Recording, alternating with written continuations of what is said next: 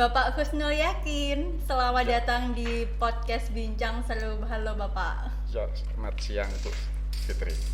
Bapak Husnul Yakin ini selain menjadi seorang notaris dan juga PPAT, juga menjabat sebagai Dewan Kehormatan Daerah. Betul.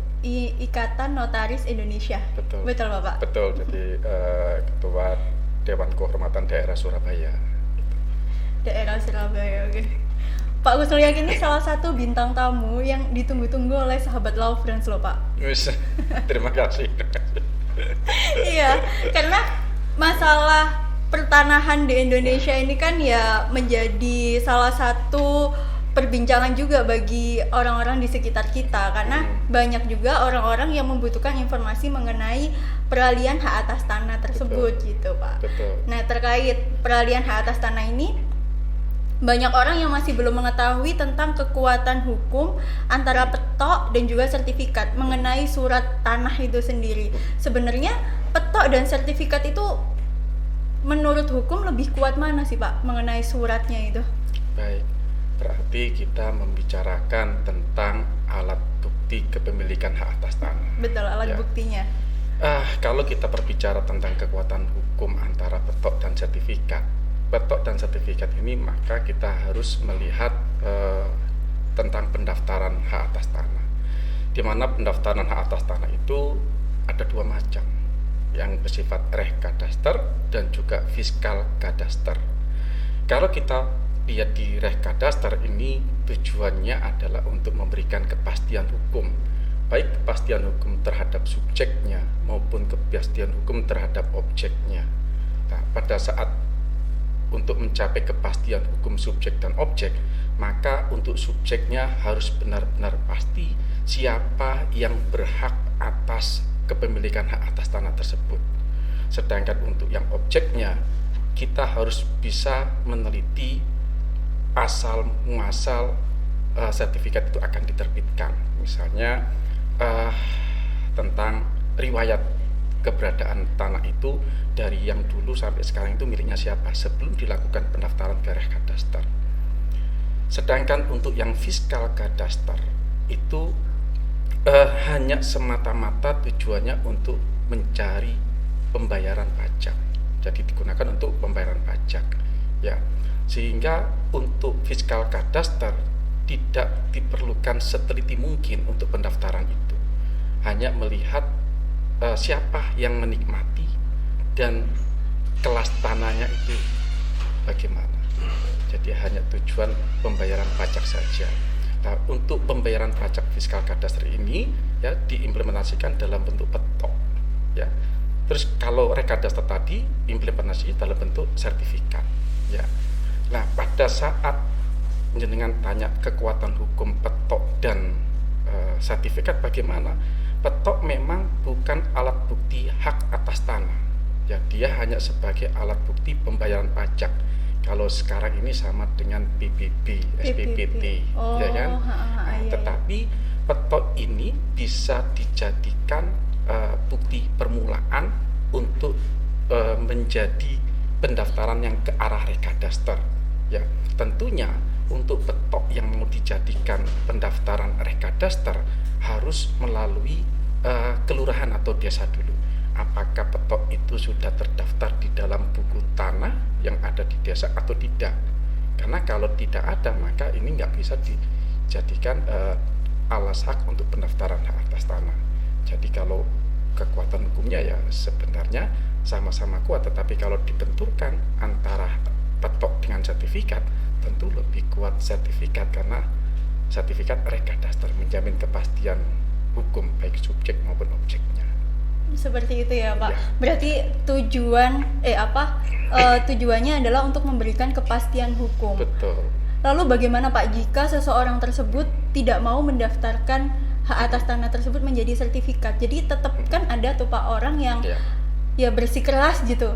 Aku nggak mau mendaftarkan petok ini menjadi sertifikat. Alasannya kenapa? Karena nanti kalau aku jadikan sertifikat, pajaknya itu bertambah banyak gitu loh Pak, bertambah mahal gitu katanya. Lah itu bagaimana Pak cara memberikan edukasi gitu kepada orang-orang yang tidak mau mendaftarkan petoknya ke sertifikat? Ya, seharusnya tanah yang belum didaftarkan ke Badan Pertanahan Nasional ya sebaiknya dilakukan pendaftarannya.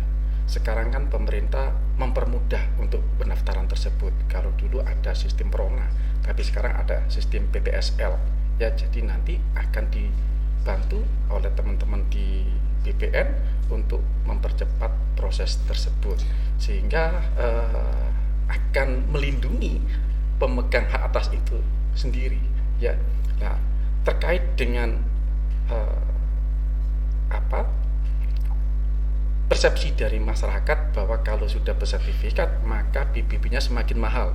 Betul. Ya, itu kurang pas. Karena untuk PBB itu tidak dilihat tanah itu bersertifikat atau tidak, tetapi biasanya dilihat tanah itu tanah kelas atau tidak.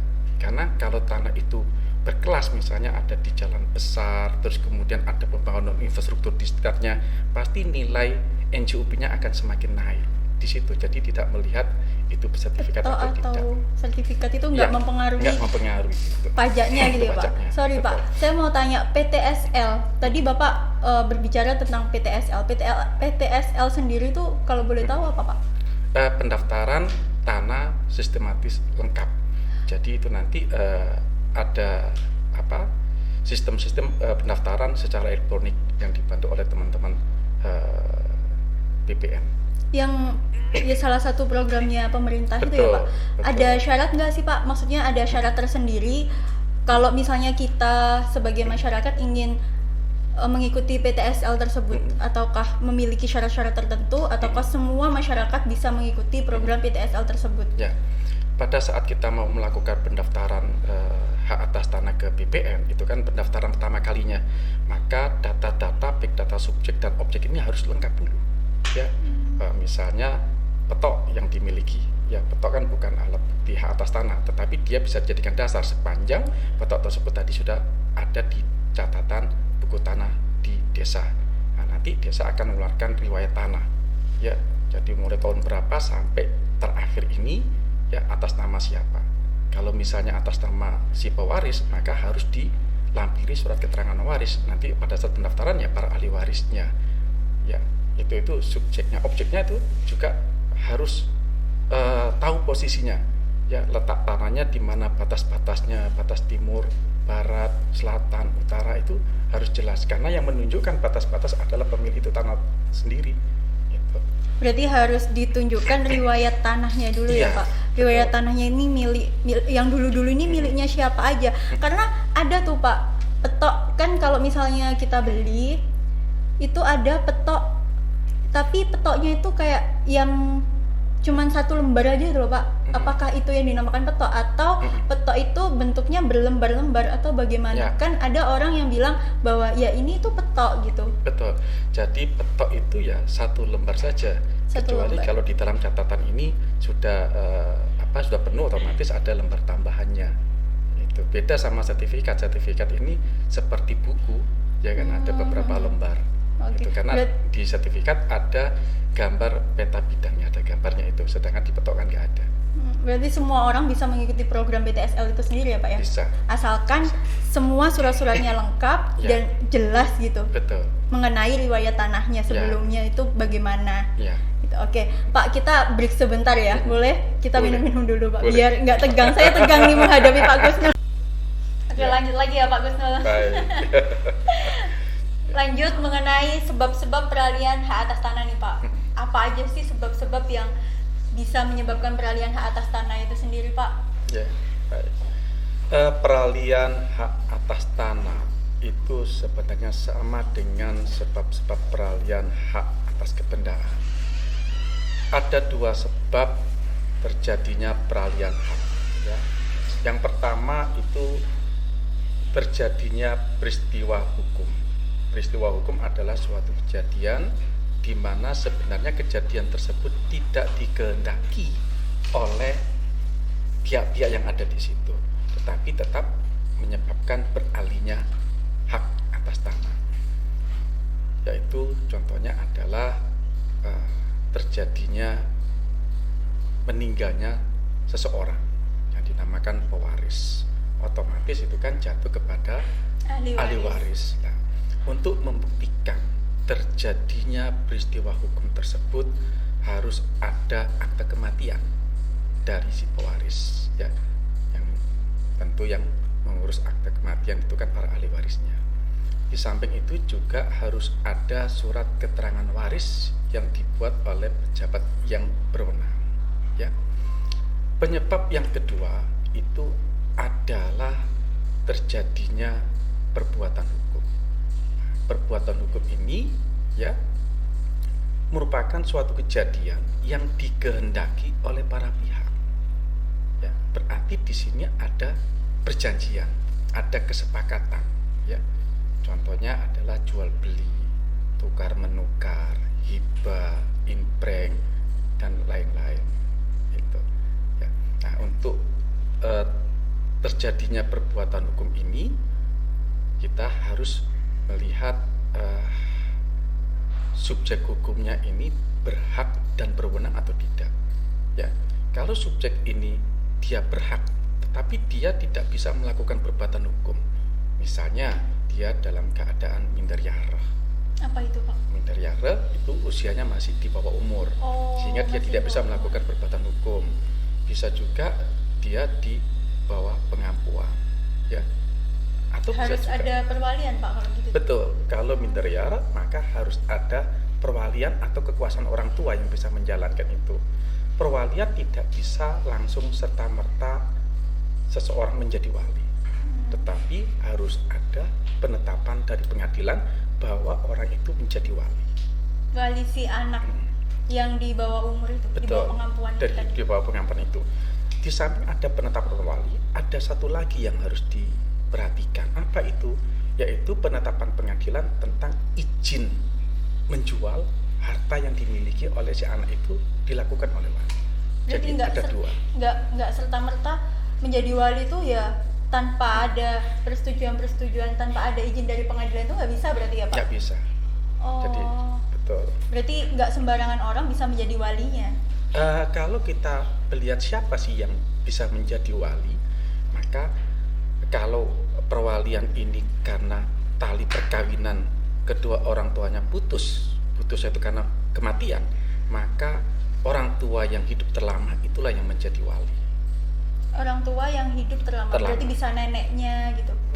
Gini, kalau misalnya suami istri, suaminya meninggal, maka istrinya yang menjadi wali, atau sebaliknya. Ya, tapi bagaimana kalau kedua-duanya meninggal, maka orang tua yang bisa menjadi wali, jadi kakek neneknya.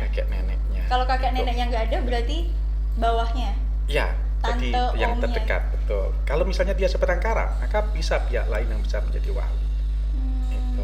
Kalau misalnya di bawah pengampuan gitu kan, kalau ini jual perwalian. Kita perwalian. bedakan antara pengampuan dan perwalian. Kalau perwalian gitu ya, Pak, seandainya anak di bawah umur tadi ingin sebagai wali ingin membelikan uangnya untuk tanah misalnya, untuk sebagai investasi anak itu nanti ketika dewasa, kan harus ada pengampunya, perwaliannya kalau tadi. Kalau membeli sih saya rasa nggak ada masalah. Karena apa? Karena itu akan membawa manfaat bagi si anak. Yang beresiko itu kalau hartanya si anak yang dijual. Menjual. Betul. Tapi kalau membeli itu tadi, sertifikat itu bisa atas nama anak yang masih di bawah umur tadi, bukan atas nama si walinya ya, Pak? Harus atas nama anaknya kalau harus memang itu harta dari anak itu. Berarti yang diwakilkan itu hanya tanda tangannya saja? Iya, betul. Jadi hak si anak ini tetap terlindungi. Terutama pada saat menjual ya. Kalau menjual ini yang sering kali menjual, kalau wali membeli untuk anaknya itu jarang, tapi kalau menjual itu yang paling sering. Maka untuk menjual itu harus ada izin dari pengadilan. Itu supaya apa? Supaya kepentingan dan hak-hak anak ini terlindungi. Itu. Apa saja sih, Pak, hal-hal yang perlu diperhatikan saat jual beli tanah? Barangkali Lawrence ini mau jual beli tanah, ada tips-tips tersendiri gitu, Pak.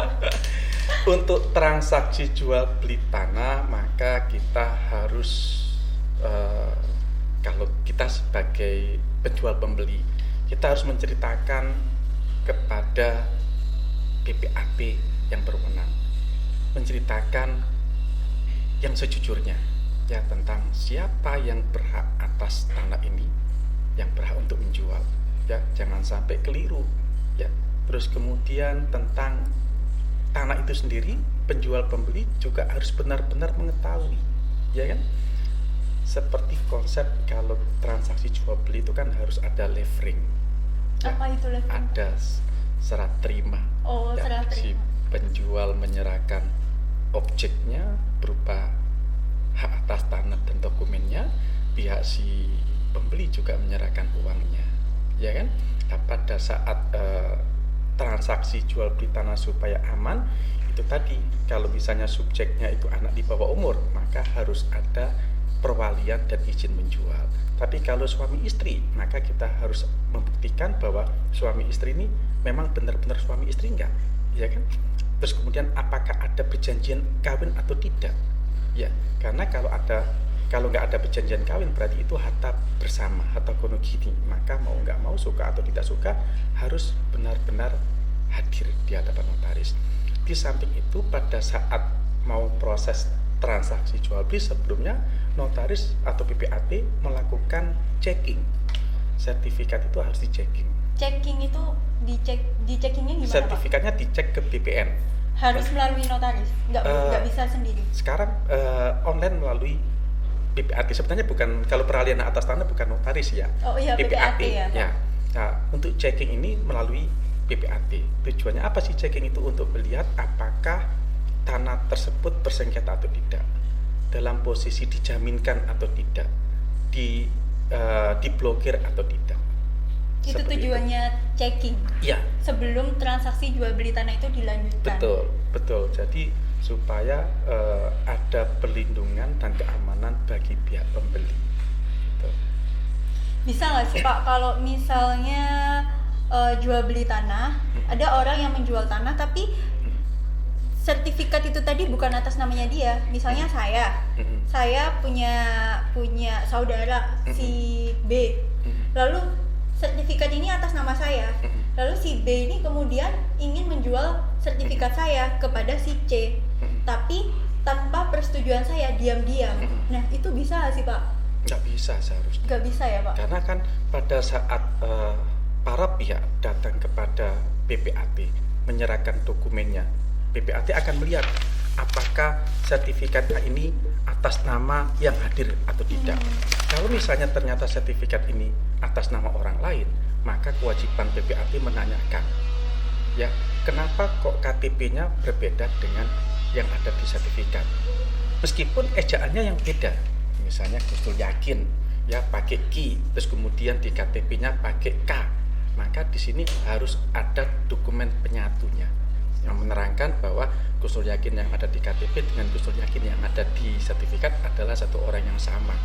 Itu jadi harus ada penyamaan subjeknya itu untuk ya. Memastikan bahwa sertifikat itu benar-benar milik si saya sendiri gitu.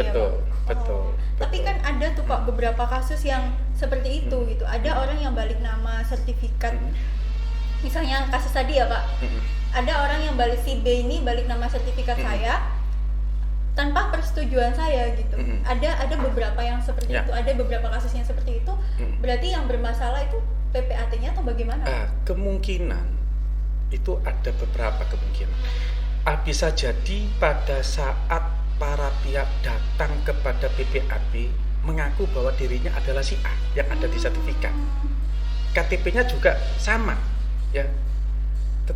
Padahal KTP tersebut, mohon maaf, fisiknya memang terlihat asli, tapi kan palsu misalnya. Si PPAT kan tidak memiliki kewenangan untuk mencari kebenaran material. Yang dipegang oleh notaris PPAT adalah kebenaran formil. Berdasarkan informasi dari klien ya, Betul. Berarti di sini yang memberikan keterangan palsu adalah kliennya, kan gitu. Nah, jangan lupa nanti pada saat transaksi jual beli ini ada SOP-nya, ada prosedurnya, ada sebelum pembuatan akte, pada saat pembuatan akte, dan sesudah pembuatan akte. Pada saat sebelum pembuatan akte, ini yang perlu diperhatikan adalah dokumen, baik dokumen subjek maupun objek, ya, termasuk pajak-pajaknya. Seringkali di masyarakat itu kan datang ke PPAT, nanti di hadapan PPAT harganya jangan sekian supaya pajak dan biaya notarisnya lebih murah gitu kan. Ditinggi-tinggikan ya Pak. Direndahkan aja gitu. Ya, nah ini nggak benar. Berarti apa? Berarti ada kerugian negara seharusnya di situ. Maka mereka harus jujur, ya, baik siapa subjeknya, objeknya bagaimana, ya, itu sebelum pembuatan akte. Terus kemudian pada saat membuat akte, para pihak harus benar-benar hadir di hadapan PPAT. Dan kapasitasnya sebagai apa? Kalau dia kapasitasnya sebagai kuasa, maka harus menunjukkan di mana surat kuasanya. Surat kuasanya surat kuasa biasa atau surat kuasa harus dari notaris, Pak? Kalau ini untuk menjamin kepastian hukum, kita minta dari notaris. Jadi kuasa otentik. Oke. Pak, terakhir. Terakhir ini ada titipan pertanyaan dari sahabat Laufrans nih Pak untuk Pak Gusnul, karena Pak Gusnul ini salah satu bintang tamu yang ditunggu-tunggu sama teman-teman. Nih Pak, pertanyaan yang pertama ya Pak, mau tanya dong, kan warga negara asing yang menikah dengan warga negara Indonesia boleh memiliki tanah di Indonesia karena perwakilan. Terus ada nggak undang-undang yang menyatakan kalau warga negara asing dilarang keras memiliki tanah di Indonesia dengan alasan apapun? Terima kasih. Bisa bantu jawab Pak? Untuk warga negara asing itu tidak diperkenankan memiliki hak atas tanah di Indonesia. Meskipun dengan perwalian? Gimana? Meskipun dengan perwalian? Perwalian bagaimana? Untuk anak yang di bawah umur? Enggak, diwakilkan sama saudaranya yang ada di Indonesia gitu. Jadi kita lihat dulu warga negara asingnya, ya. Jadi warga negara asing tidak boleh memiliki hak atas tanah di Indonesia. Tetapi ada dua hak yang boleh dimiliki oleh warga negara asing. Hak apa itu? Hak pakai dan hak sewa atas tanah. Ini diatur di dalam pasal 42 dan 45 Undang-Undang Pokok Agraria. Di situ diperbolehkan, ya. Sedangkan kalau misalnya jenengan menyatakan bahwa warga negara asing apakah boleh memiliki hak atas tanah tapi diatasnamakan saudaranya yang WNI, berarti di sini yang menjadi subjeknya adalah WNI-nya. WNI-nya. Jadi boleh saja itu, ya. Cuma selama dia warga negara Indonesia, betul, ya Pak. Betul. Cuma masalahnya kalau misalnya terjadi sengketa, uang yang dipakai oleh WNI ini uang saya, ini yang repot. Ya berarti ini antara kebenaran formil dan kebenaran materialnya sudah berbenturan. Lah ini nanti di persidangan nanti yang diumumkan. Lagi Pak, satu lagi ya Pak, ini terakhir. Kak mau tanya, Presiden juga punya kewajiban buat bayar pajak tanah nggak? Nah, boleh dijawab Pak. Berarti kita berbicara tentang subjek pajak, ya. Subjek pajak itu ada dua. Pertama adalah orang, yang kedua adalah badan, ya. Tentunya yang menjadi subjek ini sudah memenuhi syarat untuk menjadi wajib pajak. Misalnya kalau transaksi jual beli, maka kalau harga transaksi itu di atas 60 juta sudah kena pajak, ya, untuk si penjual. Jadi presiden pun juga kena karena dia sebagai orangnya, bukan sebagai jabatannya, kan? Ya. Sebagai subjek hukum ya Pak? Betul, jadi orangnya, jadi dia sebagai subjek hukum, mau nggak mau, suka nggak suka ya harus dibayar. Berarti semua orang nggak memandang jabatan wajib membayar pajak ya Pak? Betul. Pajak tanah, nggak memandang dia presiden, dia menteri, betul, apapun jabatannya, betul, wajib membayar pajak. Betul, okay. Kecuali pada saat beliau-beliau pejabat-pejabat ini melakukan perbuatan hukum untuk memperoleh atas tanah ini, kapasitasnya sebagai pejabatnya. Jadi tanah itu untuk dan atas nama lembaganya, maka pajak itu nanti akan ditanggung oleh negara, oleh pemerintah. Oke, baik Pak Gusnul. Seru sekali sharingnya hari ini Pak. Barangkali Bapak ada pesan-pesan yang mau disampaikan kepada Laufrans mungkin mengenai peralihan atas tanah atau udah cukup? Ya, saya rasa cukup. Cukup ya Pak. Terima kasih banyak Pak Gusnul sudah menyempatkan waktu untuk datang sharing di podcast Bincang Seru Fakultas Hukum Universitas Wijaya Putra. Terima kasih banyak Pak Gusnul. Terima kasih.